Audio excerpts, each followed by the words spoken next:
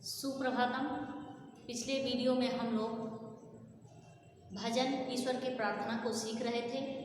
आज के वीडियो में हम लोग ताल के विषय में पढ़ेंगे कि संगीत में ताल का क्या महत्व होता है।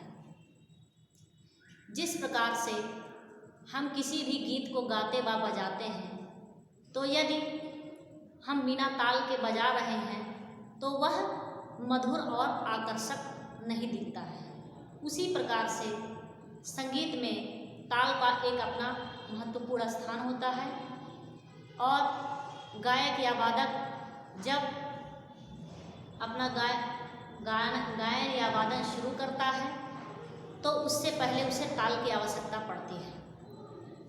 ताल में मात्राओं का विशेष महत्व होता है।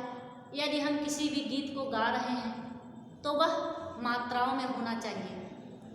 मात्राओं में होने से यह होता है कि गीत गाने में सुंदर व मधुर लगता है तथा ताल से बेताला नहीं होता है।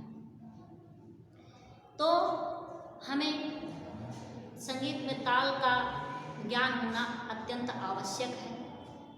जिस प्रकार से समय का ज्ञान किसी मनुष्य के लिए अत्यंत आवश्यक होता है, उसी प्रकार से संगीत में भी गायन को नियमित और उचित ठहराव के साथ करने से ताल का विशेष महत्व होता है। इसीलिए प्राचीन समय काल के अभ्यास और निपुण अपने संगीत में ताल अथवा सामायिक धाराओं का विशेष ध्यान रखते थे। अतः ताल का संगीत में बहुत ही महत्वपूर्ण स्थान होता है। यदि हम किसी भी गीत को बिना ताल के गाते हैं तो वह सुंदर और मधुर नहीं होता है। यदि हम ताल के साथ लय में ताल में किसी भी गीत की प्रस्तुति को करते हैं तो वह बहुत ही सुंदर लगता है। शास्त्रीय संगीत में यह होता है कि उसमें जो गीत गाई या बजाई जाती है या बंदिश गाई जाती है, उसमें ताल का होना अत्यंत आवश्यक होता है। क्योंकि यदि हम छोटा ख्याल अथवा बड़ा ख्याल गाते हैं तो वह ताल में लयबद्ध होता है। छोटा ख्याल या बड़ा ख्याल हम किसी भी ताल में गाते हैं तो उसका एक विशेष महत्व होता है, जिससे राग को गाने में सुविधा होती है। यदि हम किसी भी राग का प्रस्तुति दे रहे होते हैं तो उसमें सबसे पहले गायन के साथ वादन का होना अत्यंत आवश्यक होता है। किसी भी छोटे ख्याल या बड़े ख्याल को गाने के लिए ताल का होना जरूरी होता है, जिससे गायन और वादन दोनों में एक मेल बन जाए। यदि हम 16 मात्राओं की किसी बंदिश को गा रहे हैं तो यदि हम वैसे गाते हैं तो हमें पता नहीं चलता है कि बंदिश की मात्रा कहीं टूटी है या नहीं, या फिर हम गिन करके गाएं तब तो सही होगा, या फिर हम ताल के साथ गाएं, तबले के साथ गाएं तब सही होगा। इसलिए ताल का संगीत में विशेष महत्व होता है। आइए हम आपको बताते हैं। यहाँ ताल के कुछ पारिभाषिक शब्द हैं। ताल के पारिभाषिक शब्द हैं। यहाँ हमने लिखा है ताल। समय का ज्ञान मनुष्य के लिए आवश्यक है। जिस प्रकार से किसी भी मनुष्य के लिए समय का ज्ञान बहुत आवश्यक होता है, कोई भी मनुष्य समय को देखते हुए हर प्रकार की कार्यों को करता है, तो उसी प्रकार से संगीत में ताल का होना अत्यंत आवश्यक है। इसलिए समय का ज्ञान मनुष्य के लिए आवश्यक है, उतना ही संगीत के लिए भी आवश्यक है। जब गायन नियमित और उचित ठहराव के साथ किया जाता है तो उसमें मधुरता आती है। जब हम किसी भी गीत को गाते हैं, वह कितनी भी मधुर गीत हो, लेकिन हम एक तरफ से गाते हुए चले जाएंगे तो अच्छा नहीं होगा। इसलिए किसी भी गीत को गाने पर हमें ठहराव की आवश्यकता होती है, तो उसमें मधुरता और मनोरंजकता आती है।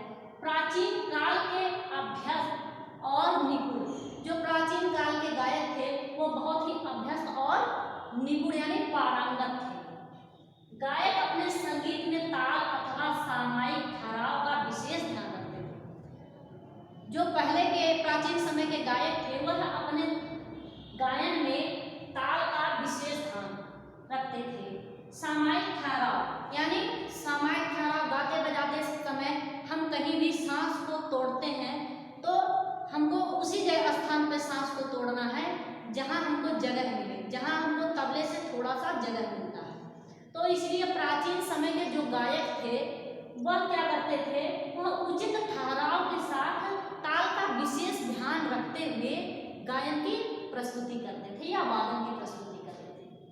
ताल और लय संसार की प्रत्येक वस्तु से जुड़े हुए हैं। ताल और लय संसार की प्रत्येक वस्तु से क्या हुए हैं, जुड़े हुए हैं। अनिवार्य मेल संगीत के विषय में अति आवश्यक है। अनिवार्य मेल संगीत के विषय में अत्यंत आवश्यक है। अब अनिवार्य मेल यह होता है कि गायन, वादन व नृत्य तीनों का समावेश संगीत में अत्यंत महत्वपूर्ण स्थान रखता है। यदि हम कहीं सिर्फ तबला बजा रहे हैं तो केवल तबले बजाने से जब हम सुनते हैं तो विशेष अच्छा नहीं लगता है। उसके साथ यदि हम गायन कर रहे हैं तो चार चांद लग जाता है, यानी बहुत ही सुंदर प्रतीत होता है।